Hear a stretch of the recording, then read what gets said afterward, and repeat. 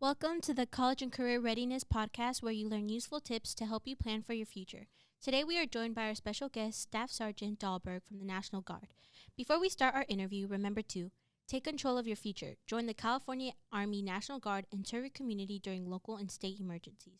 You'll learn marketable skills, earn a paycheck, and get money for school.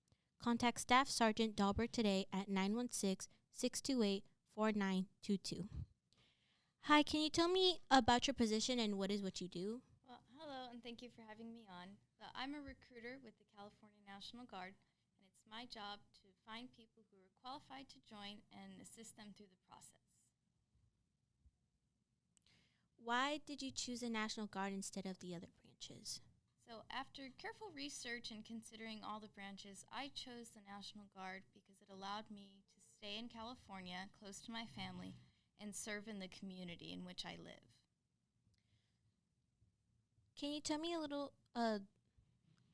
me the difference between Guard and active duty?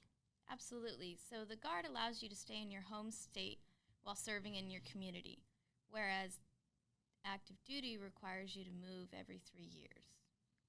So for those that are interested, what are some qualifications to start?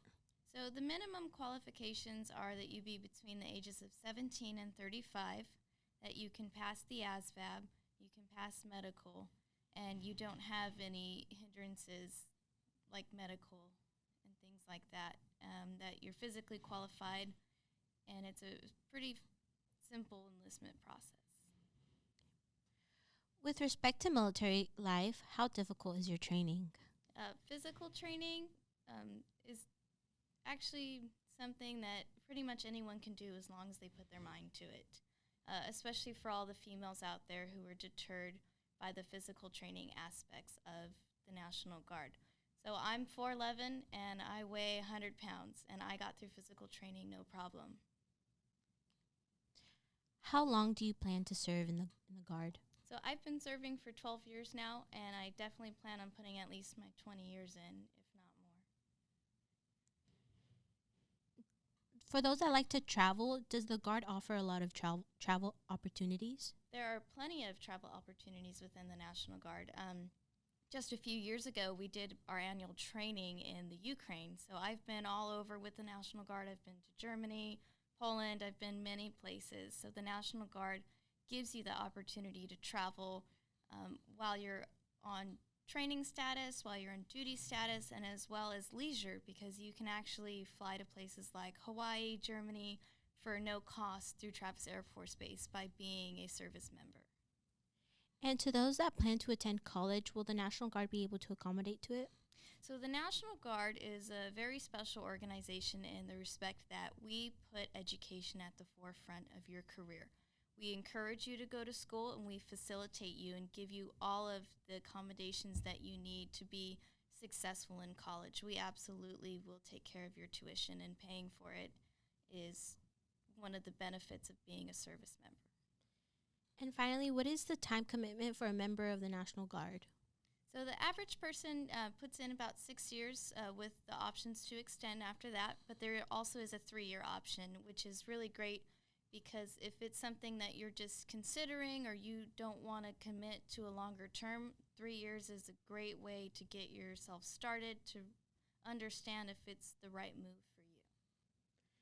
I also wanted to ask you, can you tell us different roles and jobs you've done while serving?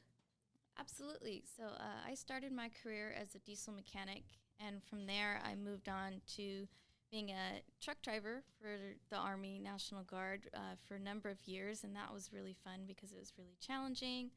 I'm also qualified to do human resources as well as finance. What was your favorite part about your military career? My favorite part about my military career and my experiences is how I've developed as a person over the years, how I went from a young 19-year-old to the person I am today, because that was really brought out by the National Guard and all of my experiences with them. Can you give us some insight on what it's like to be a woman in the National Guard? Sure.